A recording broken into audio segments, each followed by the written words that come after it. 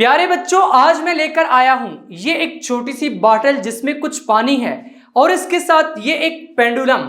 और इनकी मदद से आज हम समझने जा रहे हैं 11th class physics new book chapter number 4 work energy and power का एक बहुत ही इंटरेस्टिंग आर्टिकल नंबर 4.5 एनर्जी। इससे पहले कि आज के स्ट्रक्चर को स्टार्ट करें, अगर अभी तक आपने फिजिक्स इनसाइड आउट को सब्सक्राइब नहीं किया तो जल्दी से सब्सक्राइब करके बेल आइकन के बटन को क्लिक कर दें ताकि जैसे ही नेक्स्ट लेक्चर्स अपलोड हों आपको साथ के साथ नोटिफिकेशंस मिलते रहें और आप एग्जाम की बहुत ही अच्छे से तैयारी करके बहुत अच्छे मार्क्स ले सकें। और आज के इस वीडियो को लाइक कर दीजिए ताकि लेक्चर को पूरे मजे से स्टार्ट किया जा सके। अब समझते हैं कि फिजिक्स में एक्चुअली एनर्जी है क्या चीज। देखिए, यहां पर अगर मैं इस बाब को थोड़ा इस साइड पर लेकर आता हूं और यहां से अगर मैं छोड़ूंगा तो ये क्या करेगा, ऑसिलेट करना स्टार्ट कर देगा। अब अगर मैं इसको यहां पर ला रहा हूं तो इसका मतलब है कि इस पॉइंट पर इसके पास कैपेबिलिटी है कि ये वर्क डन कर सकता है। किस तरह से? जब मैं यहां पर छोड़ूंगा तो ऑब्वियसली ये आगे की तरफ मूव करेगा। अब वर्क किस तरह से डन कर सकता है? देखें, अगर यहां पर मैं इस बॉटल को रखता हूं और यहां से इस पेंडुलम को मैं छोड़ूंगा इस तरह से, देखिए इसने जाकर वर्क डन किया है और वो बॉटल क्या हो गई, नीचे गिर गई है। इसका मतलब है कि किसी भी बॉडी में कितनी कैपेसिटी है कि वो वर्क डन कर सकती है, ये क्या है, उसकी एनर्जी। यानी अगर मैं इसको इस पॉइंट पर लेकर आता हूं तो यहां पर अब इसके पास एनर्जी आ गई है क्योंकि ये कैपेबल है कि अब ये वर्क डन कर सकता है। यहां पर अगर इस बॉटल को रखें और इसको मैं यहां पर लेके आऊं, अब ये कैपेबल है कि वर्क डन कर सकता है। किस तरह से? देखिए, इसने वर्क डन कर दिया। तो फिर यहां से एनर्जी की डेफिनेशन क्या निकलती है? The capacity of a body to do work, या energy of body is its capacity to do work. तो यहां पर फिर यही वाली डेफिनेशन उठाकर लिख देते हैं। यहां पर अब एनर्जी की यही डेफिनेशन लिख दिया, energy of a body is its capacity to do work, कि किसी भी बॉडी में कितनी कैपेसिटी है कि वो वर्क डन कर सकती है। अब किसी भी बॉडी की एनर्जी क्या रिप्रेजेंट करेगी कि वो बॉडी इतना वर्क डन करने के कैपेबल है, कि वो बॉडी इस कैपेबल है कि वो वर्क डन कर सकती है। अब कितना वर्क डन कर सकती है, ये क्या होगी उस बॉडी की एनर्जी।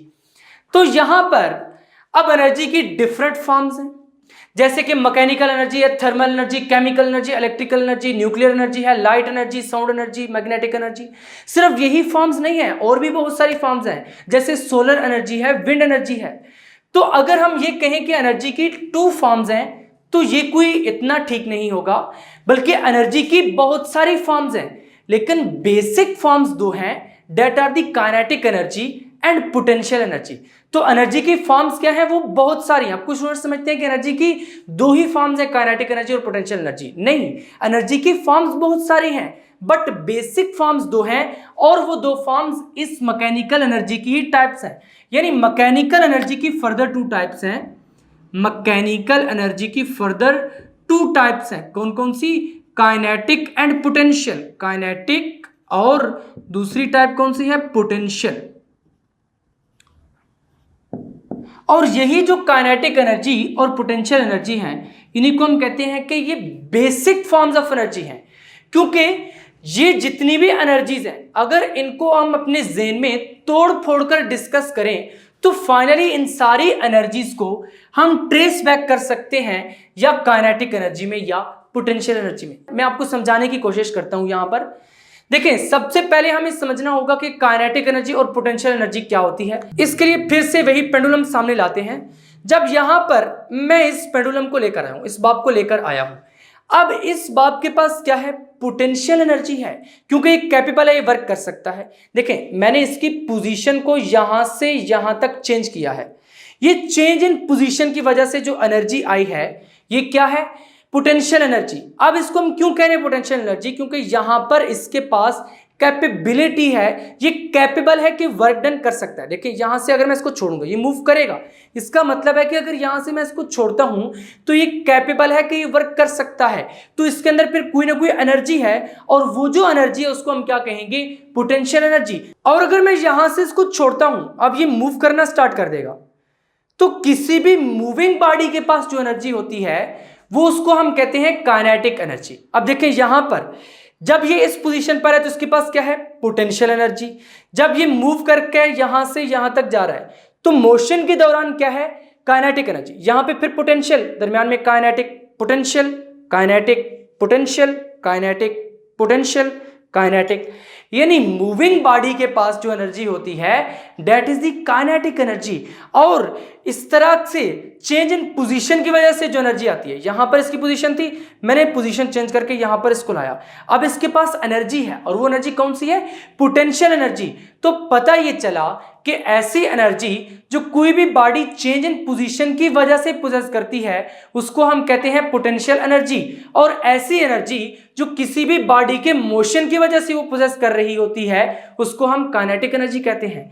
तो अब मैंने ये बात क्यों की कि काइनेटिक एनर्जी और पोटेंशियल एनर्जी ही two basic forms of energy हैं। सबसे पहले थर्मल एनर्जी को ले लीजिए। थर्मल एनर्जी के बारे में आपने कभी पढ़ा होगा कि एक्चुअली थर्मल एनर्जी किस वजह से आती है, वाइब्रेशन ऑफ मॉलिक्यूल्स की वजह से। तो वाइब्रेशन क्या चीज है, मोशन। तो मोशन वाली एनर्जी कौन सी होती है, दैट इज काइनेटिक। इसका मतलब है कि इसको हम तोड़ फोड़ कर वापस ट्रेस बैक कर सकते हैं, किसमें, काइनेटिक एनर्जी में। नेक्स्ट केमिकल एनर्जी पे आ जाइए। देखिए बॉन्ड्स में जो एनर्जी होती है, अब वहां पर एक्चुअली पोटेंशियल एनर्जी होती है, यानी इसको भी हम तोड़ फोड़ कर पोटेंशियल एनर्जी की फॉर्म में देख सकते हैं।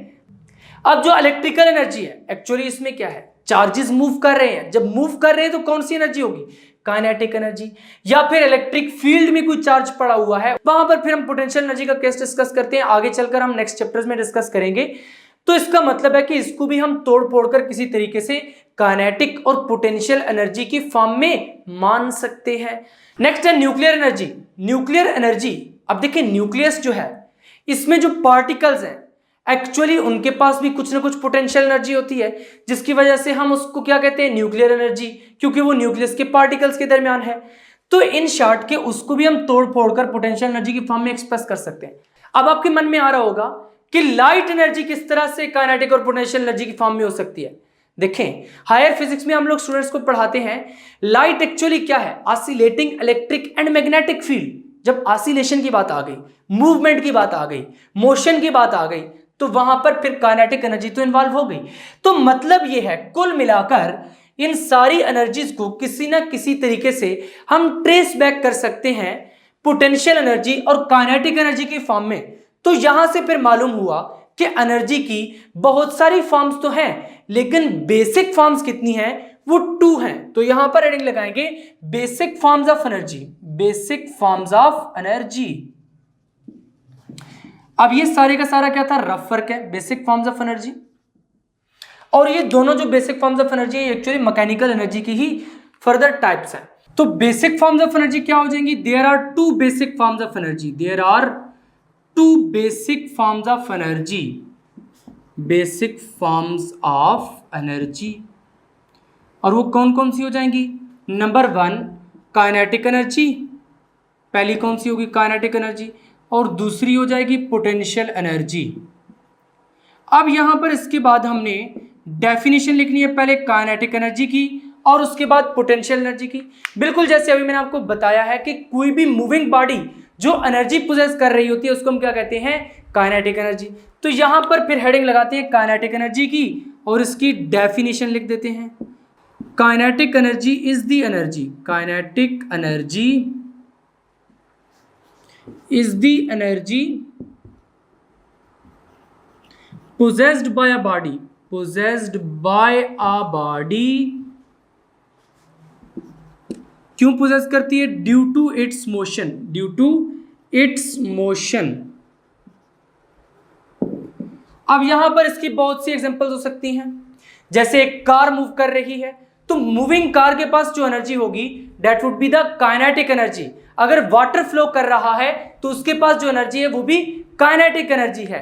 और अगर मैं एक बॉल को इस तरह से फेंकता हूं, बॉल जब मूव कर रही है तो मूविंग कंडीशन में उसके पास जो एनर्जी है वो काइनेटिक एनर्जी होगी। तो यहां पर एग्जांपल की हेडिंग लगाकर एक अच्छी सी एग्जांपल लिख देते हैं, किस तरह से, example, the energy possessed by a moving car, the energy possessed by a moving car, possessed by a moving car is kinetic energy। Moving car के पास कौन सी एनर्जी होगी, काइनेटिक एनर्जी। नेक्स्ट किस चीज की डेफिनेशन लिखनी है? पोटेंशियल एनर्जी की। तो सेकंड हेडिंग लगाएंगे पोटेंशियल एनर्जी, और यहां पर फिर पोटेंशियल एनर्जी की डेफिनेशन लिख देंगे। पोटेंशियल एनर्जी किस वजह से होती है? चेंज्ड पोजीशन की वजह से। तो यहां पर फिर लिख देते हैं पोटेंशियल एनर्जी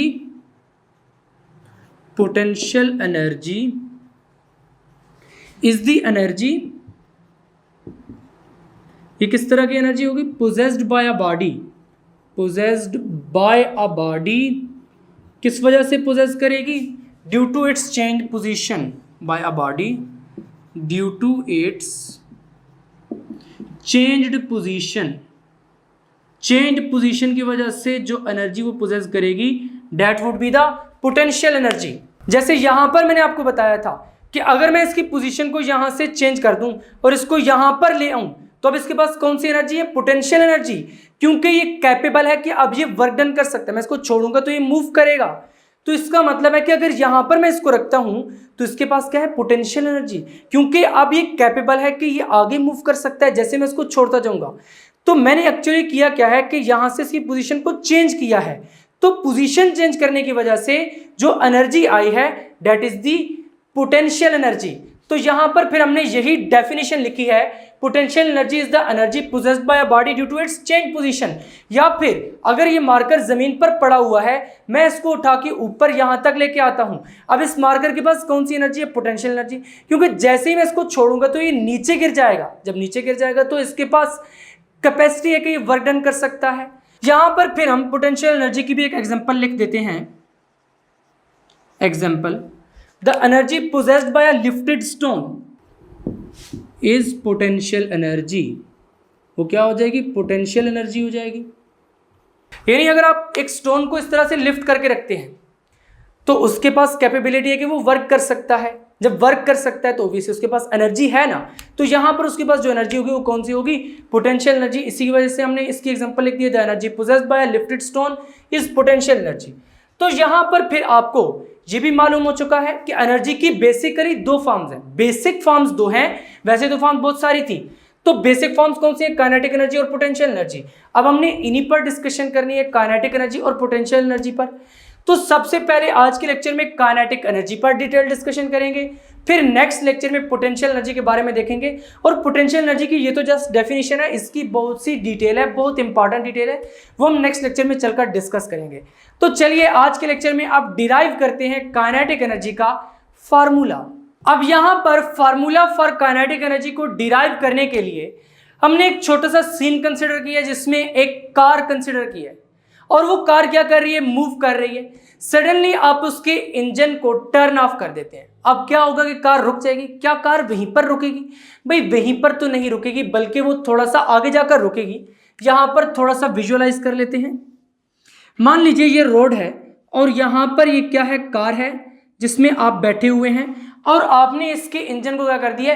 टर्न ऑफ कर दिया। जब इंजन को टर्न ऑफ कर दिया, यहां पर लेट से आपने इस इंजन को टर्न ऑफ किया है, तो ये यहां पर जाके स्टॉप हो जाएगी। यानी फौरन यहीं पर तो नहीं स्टॉप होगी, थोड़ी सी आगे मूव करेगी। जब आगे मूव करेगी तो लेट से यहां पर आके इसने क्या कर दिया? स्टॉप कर दिया। अब यहां से यहां तक ये जो इसने डिस्टेंस कवर किया, लेट से वो डिस्टेंस कितना है? डी है। अब जो आपकी बुक पर बहुत लंबा चौड़ा एक पैराग्राफ लिखा हुआ, उसको मैंने बहुत ही आसान करके यहां पर लिख दिया जस्ट 3 पॉइंट्स में। और आपने इसी तरह से इसको नोट्स में नोट करना है, बिल्कुल प्रॉपर डेरिवेशन में आपको सारी स्टेप बाय स्टेप करवाऊंगा। देन आपने इसी तरह से याद करके पेपर में लिखना है, तो वहां पर आपको बहुत अच्छे मार्क्स मिल सकते हैं। बस आपने करना क्या है? इसको अच्छे तरीके से समझ लेना है, क्योंकि जब तक आपको कंसेप्ट नहीं समझ आएगा उस वक्त तक आप फिजिक्स को याद नहीं कर सकते। अगर आप रट्टा लगाते भी रहेंगे तो जहां पर फोर्स लिखना है वहां पर आप मोशन लिखेंगे, जहां पर मोशन लिखना है वहां पे वेलोसिटी लिखेंगे, यानी एम खुद से वर्ड लगाते रहेंगे। फिजिक्स का आपने कंसेप्ट समझना है। तो यहां पर फिर ये जो कार है ये मूव कर रही थी, उसके इंजन को टर्न ऑफ कर दिया। जब इंजन को टर्न ऑफ किया है तो कार थोड़ी सी आगे जाकर क्या कर जाएगी? रुक जाएगी। तो यहां पर हमने यही लिखा है, consider a car moving at constant speed, कि एक कार को मान लीजिए जो कि कांस्टेंट स्पीड पर मूव कर रही है, किसकी स्पीड? v है। कितनी है? v वेक्टर, इस तरफ है speed. If it's engine is turn off, अब इसके इंजन को आपने क्या कर दिया? टर्न ऑफ कर दिया। जैसे इंजन को टर्न ऑफ किया है तो कार उसी पॉइंट पर तो स्टॉप नहीं होगी, थोड़ी सी आगे जाकर स्टॉप होगी। तो हमने यहाँ पर ये लिखा है इट कंटिन्यूज टू मूव, ये मूव करती रहेगी फॉर अ व्हाइल, कुछ देर के लिए, बिफोर स्टॉपिंग, स्टॉप करने से पहले। During this motion the car does work against the friction force of road. That is very important point. देखें यहां पर मान लीजिए आपने इसके इंजन को टर्न ऑफ कर दिया है। जब इंजन को टर्न ऑफ किया है तो अब यहां पे रोड और कार के टायर्स के दरमियान फ्रिक्शन भी तो है, और फ्रिक्शन किधर एक्ट करती है? हमेशा ऑपोजिट एक्ट करती है, क्योंकि मैंने आपको पहले भी कई लेक्चर्स में बताया है कि फ्रिक्शन मोशन से ऑपोजिट एक्ट करती है, यानी फ्रिक्शन उसके मोशन को एक्चुअली तंग करती है, उसके मोशन को क्या करती है? अपोज करती है। तो उसकी डायरेक्शन किधर हो जाएगी? मान लीजिए फ्रिक्शन फोर्स स्मॉल एफ है और वो अपोजिट डायरेक्शन में लग रही है, डिस्प्लेसमेंट की डायरेक्शन तो इस तरफ है ऑब्वियसली। अब यहां पर जब फ्रिक्शन की डायरेक्शन इधर है और कार उधर मूव कर रही है, तो मैं ये कह सकता हूं कि कार फोर्स ऑफ फ्रिक्शन के अगेंस्ट वर्क डन कर रही है, क्योंकि कार पर ऑब्वियसली कोई ना कोई फोर्स तो लग रही है जिसने उसको आगे मूव कराया है, और ये आगे की तरफ कुछ डिस्टेंस भी कवर कर रही है। जब कर रही है तो वर्क डन कर रही है। अब फ्रिक्शन पीछे की तरफ है, यानी फ्रिक्शन इस तरफ लग रही है, तो इसका मतलब है कि कार वर्क डन कर रही है against the friction force of the road. तो यहां पर यही सेंटेंस लिख दिया, during this motion the car does work against the friction force of the road. Then यहां पर क्या होगा कि अब कार जो है वो फोर्स एक्सर्ट कर रही है, जिसकी वजह से ऑब्वियसली इसने आगे मूव किया है, कार को ना कोई फोर्स एक्सर्ट कर रही है। अब जो फोर्स कार एक्सर्ट करे, क्योंकि यहां पर आगे वो स्टॉप हो गई है, तो इट्स मीन कि जो फोर्स ऑफ फ्रिक्शन लग रही थी वो और जो फोर्स कार लगा रही है they are equal in magnitude. यहां पर फोर्स जो कार लगा रही है वो तो इस तरफ है और फ्रिक्शन की फोर्स इस तरफ है। हमने डायरेक्शन की बात नहीं की, ये कहा है कि मैग्नीट्यूड में ये दोनों फोर्सेस क्या है? इक्वल है। तो यहां पर फिर ये लिखा है द कार एक्सर्ट से फोर्स, जो कार फोर्स एक्सर्ट कर रही है वो इक्वल इन मैग्नीट्यूड है टू द फ्रिक्शनल फोर्स, और फ्रिक्शनल फोर्स को हमने क्या लिखा है? एफ। इसका मतलब है कि अब जो फोर्स कार एक्सर्ट कर रही है उसको भी हम मैग्नीट्यूड में स्मॉल एफ ही लिखेंगे, क्योंकि वो फ्रिक्शन फोर्स के क्या है? इक्वल है मैग्नीट्यूड में। और डिस्टेंस कितना कवर किया है? यहां तक डी डिस्टेंस कवर किया है before coming to rest, rest पर आने से पहले। तो जस्ट ये सिंपल 3 सेंटेंसेस हैं, अब आपको समझ भी आ चुके हैं, तो इनको आपने इसी तरह नोट्स में नोट कर लेना है। अब यहां पर हमने वर्क डन बाय कार लिखना है। क्या लिखना है? Work done by car. तो यहां पर हम लिखेंगे work done by car, work done by the car is equal to, वो कितना हो जाएगा? देखें, जो कार फोर्स लगा रही है और जो उसने डिस्टेंस कवर किया। अब कार की फोर्स इस तरफ है और डिस्टेंस ये वाला है। कार की फोर्स कितनी है? इक्वल इन मैग्नीट्यूड है किसके? फ्रिक्शनल फोर्स के। तो उसको हमने किससे रिप्रेजेंट किया? एफ के। जब इक्वल है इसके मैग्नीट्यूड में, तो फिर यहां से हम कह सकते हैं कि वो एफ डी है। जो इस तरफ फोर्स लग रही है वो इस फोर्स के इक्वल है, मैग्नीट्यूड में इक्वल है। तो इसका मतलब है कि यहां पर हम एफ डी लिख सकते हैं, तो लिख दीजिए एफ डी। अब ये हमने एक्चुअली मैग्नीट्यूड कंसीडर किए हैं। एफ क्या है? फोर्स का मैग्नीट्यूड है। डी क्या है? डिस्प्लेसमेंट का मैग्नीट्यूड है। यहां पर आप ये भी लिख सकते हैं in this case, in this case, और कामा डालकर नीचे ये लिख देंगे work done by the car, ताकि सेंटेंस कंप्लीट लगे। अब ये वर्क डन जो कार ने किया है ये किस वजह से हुआ? आपने तो इंजन को टर्न ऑफ कर दिया था ना, लेकिन फिर भी कार ने आगे मूव किया है और वर्क डन हुआ है। फिर ये वर्क डन किस वजह से हुआ है? देखिए, वर्क डन कार के इस मोशन की वजह से हुआ है। आपने तो इंजन को टर्न ऑफ कर दिया था लेकिन वो थोड़ी सी आगे मूव की है, तो इसका मतलब है कि वर्क डन कार के मोशन की वजह से हुआ है। तो यहां पर फिर हम यही बात लिख देंगे, this work is done, this work is done due to the motion of car, due to the motion of car, motion of car, motion of car की वजह से हुआ है। जब मोशन ऑफ कार की वजह से हुआ है तो यहां पर फिर हम कह सकते हैं ना कि ये वर्क डन काइनेटिक एनर्जी के इक्वल होगा, क्योंकि देखें वर्क डन का यूनिट भी जूल है, काइनेटिक एनर्जी का यूनिट भी क्या है? जूल है। और ये वर्क डन किस वजह से हुआ है? मोशन की वजह से हुआ है। तो मूविंग बॉडी कौन सी एनर्जी पोजेस करती है? काइनेटिक एनर्जी पोजेस करती है। जब moving body kinetic energy possess करती है तो मैं यहां पर ये कह सकता हूं कि ये जो वर्क डन है देन ये काइनेटिक एनर्जी को रिप्रेजेंट कर रहा है। तो यहां पर यही बात लिख देते हैं, hence it represents, hence it represents it's kinetic energy, it's kinetic energy. किसकी काइनेटिक एनर्जी? कार की, क्योंकि जब कार मूव कर रही है तो काइनेटिक एनर्जी तो पोजेस कर रही है, काइनेटिक एनर्जी। कमसो तो इस वजह से क्या हो जाएगा कि यही जो एफ डी है ये काइनेटिक एनर्जी हो जाएगी, तो यहां पर यही लिख देते हैं। So kinetic energy of the body, या बॉडी कौन सी है, car of the car is equal to F D. तो यहां पर इतनी बात आपको अच्छी तरीके से समझ आ चुकी है। ये वाला रफ वर्क था। अब मैं इसको क्या कर दूंगा, इस सारे को रेस कर दूंगा। तो यहां पर एक बहुत ही इंपॉर्टेंट पॉइंट आपको समझ आ जाना चाहिए कि जब kinetic energy of the car F D की इक्वल है, तो मैं फर्दर फिर जितनी भी कैलकुलेशंस करूंगा वो एफ डी को फाइंड करने के लिए करूंगा। जब मुझे एफ डी मिल जाएगा तो मैं कह दूंगा कि क्योंकि एफ डी काइनेटिक एनर्जी की इक्वल है तो काइनेटिक एनर्जी का रिलेशन ये वाला हो जाएगा। तो चलिए अब एफ डी को जरा फाइंड करते हैं। यहां से यहां पर जब हमने एफ डी को फाइंड करना है तो इसलिए पहले हमें एफ फाइंड करना पड़ेगा, फिर डी फाइंड करना पड़ेगा। डी क्या है, ये वाला जो डिस्टेंस है, और एफ क्या है, फोर्स है। और फोर्स कहां से निकल कर आती है, Newton second law of motion मशहूर मारूफ फार्मूला है, तो उसी को यूज कर लेते हैं। किस तरह से लिखेंगे, according to Newton's second law of motion, Newton's second law of motion. तो न्यूटन सर का सेकंड लॉ क्या कहता है, वो ये कहता है कि F इक्वल है किसके, एम ए के। न्यूटन सर ने यही वाला ला दिया था, F is equal to M A. अब हमारे केस में क्या है, फोर्स, ये वाली F है, फोर्स ऑफ फ्रिक्शन, और ये इक्वल इन मैग्नीट्यूड है किसके, जो फोर्स कार एक्सर्ट कर रही है। यानी दोनों फोर्सेज इक्वल इन मैग्नीट्यूड है। मैं इस फोर्स की बात करूं या जो कार एक्सर्ट कर रही है उसकी बात करूं, एक ही बात है मैग्नीट्यूड के केस में, क्योंकि यहां पर हम सारा मैग्नीट्यूड लेकर चल रहे हैं तो हम इस स्मॉल एफ को ही ट्रीट करेंगे। तो यहां पर इसका मतलब है कि इस एफ की जगह पर मुझे स्मॉल एफ लगाना पड़ेगा। अब और क्या करना पड़ेगा, देखें कार जब यहां पर थी तो इसकी कुछ वेलोसिटी थी, बिल्कुल होगी, क्योंकि मूव कर रही थी ना। यहां पर इस पॉइंट पे क्या होगी, वेलोसिटी, यानी इनिशियल वेलोसिटी क्या होगी, कुछ होगी, और उसको मैं v कह देता हूं। और यहां पर इस पॉइंट पे आके रुकी है तो फाइनल वेलोसिटी क्या हो जाएगी, जीरो हो जाएगी, क्योंकि रुक गई है ना। vf इक्वल टू जीरो, जब vf जीरो हो जाएगा तो यहां पर अगर मैं एक्सेलरेशन को कैलकुलेट करने की कोशिश करूं तो a किस इक्वल होता है, vf minus vi over t होता है।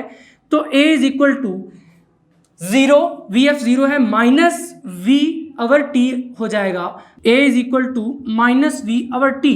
तो मैं ये कह सकता हूं कि ये वाला जो a है ये क्या है, minus v over t। v over t किस इक्वल होता है, a की इक्वल होता है। तो यहां से मुझे पता ये चला कि ये जो एक्सेलरेशन है ये रिटार्डिंग एक्सेलरेशन है, यानी यहां पर a के साथ क्या लगाना पड़ेगा, माइनस लगाना पड़ेगा, बिकॉज ये क्या है, रिटार्डेशन है। जब रिटार्डेशन होगी ये डिसेलरेशन होगी, यानी बॉडी जो है उसकी स्पीड आहिस्ता आहिस्ता कम हो रही है और वो फाइनली जाकर स्टॉप कर गई है। जब स्पीड कम होगी, वेलोसिटी कम होगी, तो हम ये कहेंगे कि वहां पर जो एक्सेलरेशन है वो नेगेटिव एक्सेलरेशन है, रिटार्डिंग एक्सेलरेशन है, या फिर डिसेलरेशन है। अब यहां पर फिर यही सेंटेंस लिख दिया, सिंस द कार इज डिसेलरेटिंग, क्योंकि कार क्या कर रही है, डिसेलरेट कर रही है, तो एक्सेलरेशन क्या हो जाएगी, नेगेटिव हो जाएगी, जिस तरह भी मैंने आपको बताया है। और दूसरी इसकी वजह क्या है, देखिए force of friction direction of motion से ऑपोजिट लग रही है। जब ऑपोजिट लग रही है तभी तो हमने कहा है कि एक्सेलरेशन क्या है, नेगेटिव है। यहां पर फिर क्या लिख देंगे, 10 एफ की जगह पर तो ऑब्वियसली स्मॉल एफ आएगा, क्योंकि हमने फोर्स ऑफ फ्रिक्शन की यहां पर बात कर दी, प्रोड्यूस पे force of friction is equal to minus M A. अब ए क्या है, ये एक्सेलरेशन है, क्योंकि नेगेटिव एक्सेलरेशन है, डिसेलरेशन हो रही है, तो हमने इसको माइनस ए लिखा है, जिसकी वजह से यहां पर माइनस आ गया है, और ये इसका रीजन भी एक लाइन में दे दिया है। देन यहां से अगर ए फाइंड करें तो किसी को लाएगा minus F over M, minus तो यहीं पर रहेगा। अब देखें एफ है तो एम नीचे आकर डिवाइड हो जाएगा, और फिर हमने साइड्स चेंज कर लिए, A is equal to minus F over M. Then यहां पर अब एफ डी हमने फाइंड करना था, क्या फाइंड करना था, एफ डी फाइंड करना था, is equal to question mark. अब एफ डी फाइंड करने के लिए यहां पर फिर हमें कोई ना कोई इक्वेशन ऑफ मोशन यूज करनी पड़ेगी, क्योंकि यहां पर जो एक्सेलरेशन है जब वो हमने Newton second law of motion से कैलकुलेट कर लिया, तो फिर हमारे पास हल यही बचता है कि हम इक्वेशन ऑफ मोशन यूज कर ले। देखिए अब कौन सी इक्वेशन ऑफ मोशन यूज करनी है, फर्स्ट करनी है, सेकंड करनी है, या थर्ड करनी है। तो इक्वेशंस ऑफ मोशन कौन कौन सी है जरा यहां पर लिखते हैं थोड़ा रफ साइड पर, ये सारे का सारा जस्ट रफ करके आपको समझाने के लिए। देखें V F is equal to V I plus A T, first equation of motion. S is equal to V I T plus half A T square. Third क्या है, two A S is equal to V F square minus V I square. और यहां पर S क्या actually D ही है, displacement या distance यहां पर हम ले रहे हैं। तो जिसमें डी है वो वाली रखेंगे, बाकी इक्वेशंस को नहीं रखेंगे। तो डी किस किस में आता है, यानी एस इसमें आ रहा है, इसमें आ रहा है, ये वाली रख सकते हैं, ये वाली रख सकते हैं, ये तो यहीं पर क्रॉस हो गई। अब कौन से यूज करेंगे, सेकंड या थर्ड में से? देखिए सेकंड अगर मैं यूज करूं तो इसमें मुझे टाइम टी भी चाहिए, तो यहां पर तो मैंने टाइम टी की बात ही नहीं की पूरे आर्टिकल में, तो इसका मतलब है ये वाली भी नहीं चाहिए। तो फिर बाकी कौन सी बचती है, two A S is equal to V F square minus V I square. तो इसका मतलब है कि हमने अगर एफ डी को कैलकुलेट करना है तो ये वाली इक्वेशन ऑफ मोशन हम क्या करेंगे, यूज करेंगे। तो चलिए यहां पर लिखते हैं, we can determine the value of F D, we can determine the value of F D, the value of F D by using third equation of motion, third equation of motion। तो third equation of motion को use करके इसको हम calculate कर लेंगे। किस तरह है third equation of motion, that is 2as is equal to V F square minus V I square. अब यहां पर आप देखें तो एक्सलेरेशन तो हमने यहां पर लिख दिया, यहां से पुट कर लेंगे, s को d के इक्वल ले लेंगे क्योंकि इसने d डिस्टेंस कवर किया है बिफोर स्टॉपिंग, और वी एफ कितना है वो मैंने यहां पर आपको बताया है 0 है क्योंकि स्टॉप हुई है आखिर में। और वी आई यहां पर हमने वी आई लिया है, जब इंजन को टर्न ऑफ किया है उसको हमने वी आई लिया क्योंकि अभी मूव कर रही थी, तो वी आई कुछ ना कुछ होगा, उसको हम वी के इक्वल रख देंगे। और वी एफ क्या हो जाएगा, क्योंकि वो स्टॉप कर गई है तो ये 0 के इक्वल हो जाएगा। तो यहां पर यही बात लिख दी है, here initial velocity is equal to V I. देखिए वी आई क्योंकि इनिशियल वेलोसिटी है और ये यहां पर मैंने आपको बताया था वी के इक्वल है। Then final velocity V F, क्योंकि कार क्या हो गई थी स्टॉप, तो वी एफ क्या हो जाएगी 0। और distance is equal to S is equal to D हो जाएगा, यानी एस की जगह पर डी पुट कर देंगे। तो acceleration is equal to A is equal to minus F over M, वो यहां से हमने लिखी है। अब अगर मैं इसको इक्वेशन नंबर 1 कह दूं और ये वाली सारी वैल्यूज उठाकर इक्वेशन नंबर 1 में पुट कर दूं तो क्या निकल कर आएगा, चलिए यहां पे करके देखते हैं। इसको मैं रेज कर देता हूं ऊपर वाले पोर्शन को, इस इक्वेशन में वैल्यूज पुट करते हैं।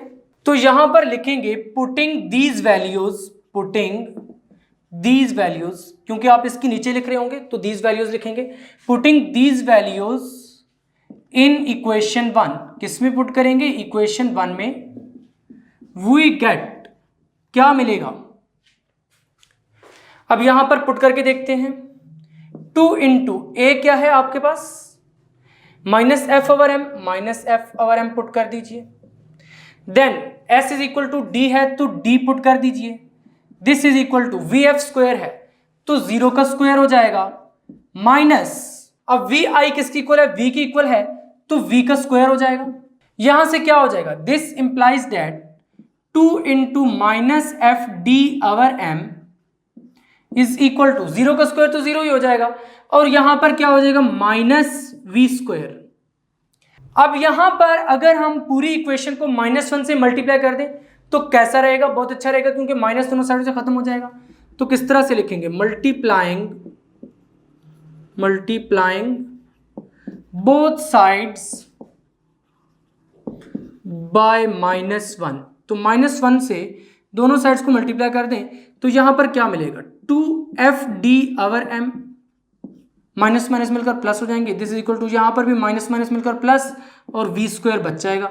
देन दिस इंप्लाइज दैट, अब इस m को आप उधर ले जाएं, इस 2 को नीचे ले आएं तो बाकी क्या बचेगा, F D is equal to m को उधर लेकर जाएं एम वी स्क्वायर, और 2 को नीचे लेकर आए तो मैं यहां पर लिख सकता हूं 1/2। देखें 2 नीचे आया, m ऊपर गया, 1/2 एम वी स्क्वायर। अब यहां पर एफ डी किसकी इक्वल है, लेक्चर के स्टार्ट में अभी मैं आपको बता चुका हूं कि ये काइनेटिक एनर्जी की इक्वल है, तो यहां पर फिर इसको काइनेटिक एनर्जी की इक्वल लिख देते हैं। किस तरह से लिखेंगे, as F D is equal to the kinetic energy of body, to the kinetic energy of body, क्योंकि ये काइनेटिक एनर्जी ऑफ बॉडी की इक्वल है, कॉमा 100, तो इसलिए क्या हो जाएगा कि एफ डी को आप क्या लिख देंगे, काइनेटिक एनर्जी लिख देंगे। तो लिख दीजिए kinetic energy is equal to half M V square. तो फाइनली हमारे पास ये एक रिलेशन निकल कर आता है। इसको आपने मार्कर से एक बॉक्स में क्या कर देना है, बंद कर देना है।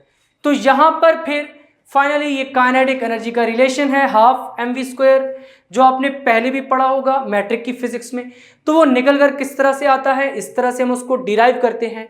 अब नेक्स्ट बात आती है कि काइनेटिक एनर्जी का यूनिट क्या है। देखिए एनर्जी का यूनिट क्या है, वही यूनिट है जो वर्क डन का यूनिट है, क्योंकि एफ टी किसकी इक्वल था, वर्क डन की इक्वल था। और वहां पर फिर हमने कहा था ये वर्क डन किस वजह से हुआ है, motion of the body, motion of the car की वजह से हुआ है, जिसकी वजह से ये काइनेटिक एनर्जी की इक्वल है। तो यहां पर फिर काइनेटिक एनर्जी का यूनिट क्या हो जाएगा, वो भी जूल हो जाएगा, क्योंकि वर्क डन का यूनिट जूल है। तो यहां पर फिर यूनिट की हेडिंग लगा देते हैं, यूनिट की हेडिंग लगाकर नीचे यही सेंटेंस लिख देते हैं, क्योंकि वर्क डन और काइनेटिक एनर्जी का यूनिट सेम है, तो इसलिए काइनेटिक एनर्जी का यूनिट भी क्या हो जाएगा, जूल हो जाएगा। Since kinetic energy is equal to the work which the body is capable of doing. देखिए काइनेटिक एनर्जी है तो एनर्जी ही ना, तो एनर्जी क्या होता है, capacity of body, capability of body doing work. तो यहां पर हमने यही लिख दिया कि kinetic energy is equal to work which the body is capable of doing. तो इसलिए काइनेटिक एनर्जी का यूनिट वर्क वाला ही होना चाहिए, must be that of work. तो वर्क का यूनिट क्या होता है, जूल। जब हम कंप्लीट वर्ड की फॉर्म में लिखते हैं तो जो फर्स्ट अल्फाबेट है उसको स्मॉल लिखते हैं, तो जूल का जे क्या होगा, स्मॉल होगा, और सिंबल क्या है, कैपिटल जे है। अब ये जूल वर्क डन का कैसे यूनिट है, ये सारी डिटेल मैंने आपको work done bye constant force वाले लेक्चर में बता दी थी कि एक्चुअली जूल की डेफिनेशन क्या है और जूल किस तरह से वर्क का यूनिट है। अब एक छोटी सी डिस्कशन है इसी टॉपिक से रिलेटेड कि पेपर में इसमें से बहुत सारे एमसीक्यूज आ जाते हैं, तो उन एमसीक्यूज को किस तरह से सॉल्व करना होता है। ये टॉपिक एमसीक्यूज के लिए काफ़ी इंपॉर्टेंट टॉपिक है, तो चलिए थोड़ी सी डिस्कशन वो भी कर लेते हैं। तो अब चलते हैं उस डिस्कशन की तरफ, ज़रा थोड़ी सी इंपॉर्टेंट डिस्कशन है, इसलिए आप बिल्कुल गौर से सुनेंगे। देखिए काइनेटिक एनर्जी का रिलेशन क्या है, kinetic energy is equal to half M V square. अब हमने वेक्टर्स में एक कंसेप्ट पढ़ा था, A vector dot A vector is equal to A का स्क्वायर। अगर आपको याद हो तो यही वाला रिलेशन हमने पढ़ा था, A vector dot A vector is equal to A square. ये किस तरह से आता था, वहां पर मैंने आपको प्रॉपर प्रूव करके दिखाया था। सेल्फ स्केलर प्रोडक्ट वाली हेडिंग के नीचे मैंने आपको ये पढ़ाया था। अब अगर ए की जगह पर वी हो जाए, V vector dot V vector, तो ये क्या हो जाएगा, वी स्क्वायर। तो इसका मतलब है कि काइनेटिक एनर्जी के एक्सप्रेशन को फिर हम इस तरह से भी लिख सकते हैं, half M V vector dot V vector. तो अगर इस तरह का एक्सप्रेशन आप कहीं पर लिखा हुआ देखें तो घबराना नहीं है, ये वाला एक्सप्रेशन भी यही है, जस्ट इसमें हमने वेक्टर्स डाल दिए हैं। V vector dot V vector भी किसके इक्वल है, वी स्क्वायर के इक्वल है। तो ये हो गई पहली बात। दूसरी बात की तरफ बढ़ते हैं। देखें काइनेटिक एनर्जी का रिलेशन फिर से लिखते हैं, हाफ एम वी स्क्वायर। अगर मैं इस रिलेशन में ऊपर और नीचे एम से मल्टीप्लाई कर दूं तो क्या हो जाएगा, kinetic energy is equal to half M over M, तो एम वी स्क्वायर इसी तरह से रहेगा। अब यहां पर क्या हो जाएगा, kinetic energy, this implies that kinetic energy is equal to half, ऊपर एम मल्टीप्लाई बाय एम है तो M square V square divided by M हो जाएगा। Then this implies that kinetic energy is equal to half. अब M V किसके इक्वल होता है, देखिए हमने पढ़ा हुआ P is equal to M V, तो P square is equal to M square V square. तो इसका मतलब है एम स्क्वायर वी स्क्वायर किसके इक्वल है, पी स्क्वायर के इक्वल है, डिवाइडेड बाय एम हो जाएगा। और मैं ये कह सकता हूं kinetic energy is equal to P square over 2m। अब यहां पे एमसीक्यूज कुछ इस तरह से आता है कि मैस के बढ़ने से काइनेटिक एनर्जी पर क्या फर्क पड़ता है।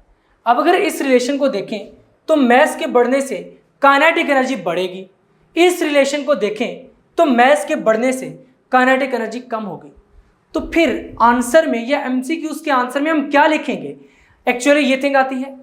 देखें यहां पर क्या है कि मैस के साथ वेलोसिटी है, अगर हम वेलोसिटी को कांस्टेंट रखें तो काइनेटिक एनर्जी डायरेक्टली प्रोपोर्शनल आती है एम के, क्योंकि हाफ वी स्क्वायर को अगर हम सेपरेट कर लें, if V square is constant या फिर V is constant, V is constant, यानी बाकी जो कुछ बचता है वो कांस्टेंट रहेगा। 1/2 क्या है, ये कांस्टेंट है।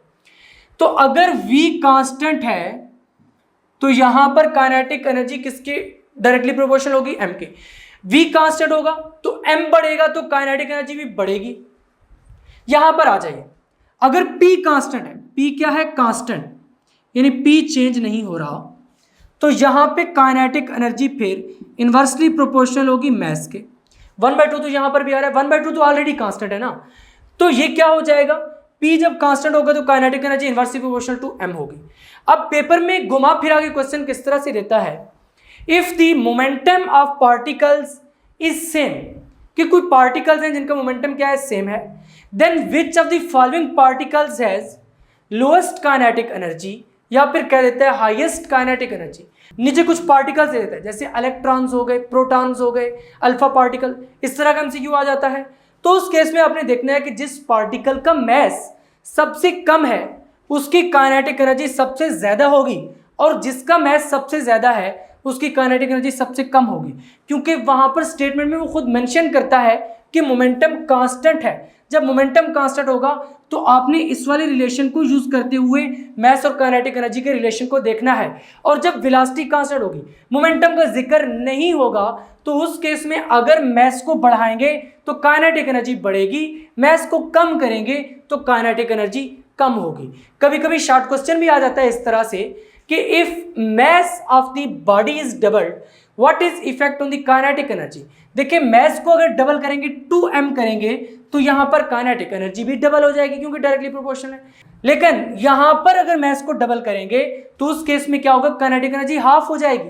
तो फिर उस केस में आपने यही बात देखनी है कि साथ मोमेंटम का जिक्र तो नहीं कर रहा, अगर मोमेंटम का जिक्र कर रहा है तो फिर चुपके से ये वाला रिलेशन यूज कर दो, क्योंकि क्वेश्चन में खुद कहेगा if the momentum of the body is constant and mass is doubled what is effect on kinetic energy. Momentum constant होगा, मास डबल करेंगे, काइनेटिक एनर्जी हाफ हो जाएगी। अगर वेलोसिटी कांस्टेंट होगी, मास को डबल करेंगे, काइनेटिक एनर्जी क्या हो जाएगी, डबल हो जाएगी।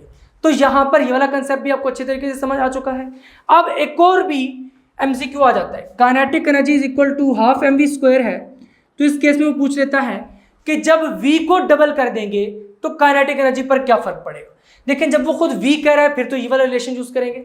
तो यहां पर अगर मैं काइनेटिक एनर्जी के रिलेशन में v को 2v पुट कर दूं, डबल कर दूं, तो देखते हैं काइनेटिक एनर्जी पर क्या फर्क पड़ता है। इसको मैं काइनेटिक एनर्जी ऊपर डैश डाल देता हूं कि ये 2v वाली है, v को क्या कर दूंगा 2v पुट कर दूंगा, m इंटू 2v का स्क्वायर, तो kinetic energy dash is equal to half m। अब ये 2 क्या हो जाएगा, 4 हो जाएगा जब स्क्वायर करेंगे, 4 इंटू v का स्क्वायर। अब यहां से 4 को एक साइड पर लिख लें, kinetic energy is equal to 4 into half mv², और ये हाफ mv² किसकी इक्वल है, काइनेटिक एनर्जी की इक्वल है। तो जो काइनेटिक एनर्जी डैश है वो 4 टाइम्स ऑफ काइनेटिक एनर्जी हो जाएगी। तो इसका मतलब ये हुआ कि जब वेलोसिटी को डबल करेंगे तो काइनेटिक एनर्जी 4 टाइम्स इंक्रीज करेगी। अब फिर थोड़ा और कॉम्प्लेक्स करने के लिए शॉर्ट क्वेश्चन कुछ इस तरीके से भी बनकर आता है कि if velocity is doubled and mass is half, तो इस केस को भी देख लेते हैं।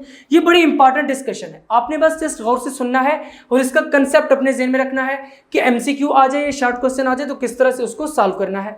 तो यहां पर दोबारा से काइनेटिक एनर्जी का रिलेशन लिखते हैं, हाफ mv²। क्या कहता है कि मास हाफ हुआ है और वेलोसिटी डबल हुई है।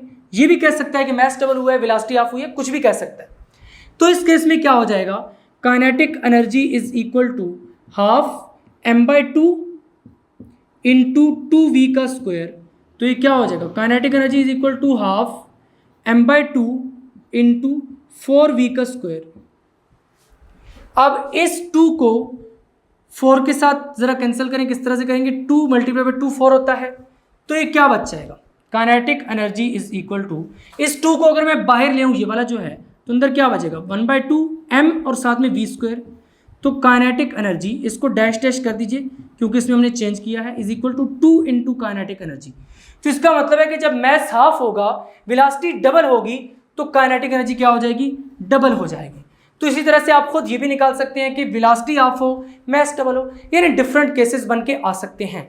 लेकिन जब कहेगा कि मोमेंटम कांस्टेंट है या मोमेंटम का जिक्र कर देगा तो फिर आपने ये वाला रिलेशन देखना है कि इस रिलेशन के मुताबिक मैस के बढ़ने या कम होने से काइनेटिक एनर्जी पर क्या फर्क पड़ेगा। फाइनली आज के लेक्चर में हमने काइनेटिक एनर्जी के बारे में पढ़ा है और देखा है कि काइनेटिक एनर्जी का फार्मूला किस तरह से डिराइव करते हैं और एक्चुअली काइनेटिक एनर्जी होती क्या है। तो उम्मीद है कि आपको आज का लेक्चर बहुत ही अच्छे तरीके से समझ आ चुका होगा। अगर वाकई समझ आ गया है तो कमेंट करके बताइए कि आपको समझ आ चुका है। अब हम नेक्स्ट लेक्चर में पोटेंशियल एनर्जी के बारे में पढ़ेंगे और absolute potential energy. Absolute potential energy वाला आर्टिकल भी बहुत इंपॉर्टेंट आर्टिकल है, बार बार लॉन्ग क्वेश्चंस में ये आता रहता है, इसलिए आपने नेक्स्ट लेक्चर बिल्कुल भी मिस नहीं करना, उस लेक्चर को लाजमी तौर पर अटेंड करना है। तो इसलिए आपने अगर अभी तक फिजिक्स इनसाइडर को सब्सक्राइब नहीं किया तो जल्दी से सब्सक्राइब करके बेल आइकन के बटन को क्लिक कर दें, ताकि जैसे ही नेक्स्ट लेक्चर्स अपलोड हों आपको साथ के साथ नोटिफिकेशन मिलते रहें और आप एग्जाम की बहुत ही अच्छे से तैयारी करके बहुत अच्छे मार्क्स ले सकें। तो मिलेंगे नेक्स्ट लेक्चर में, तब तक के लिए अल्लाह हाफिज।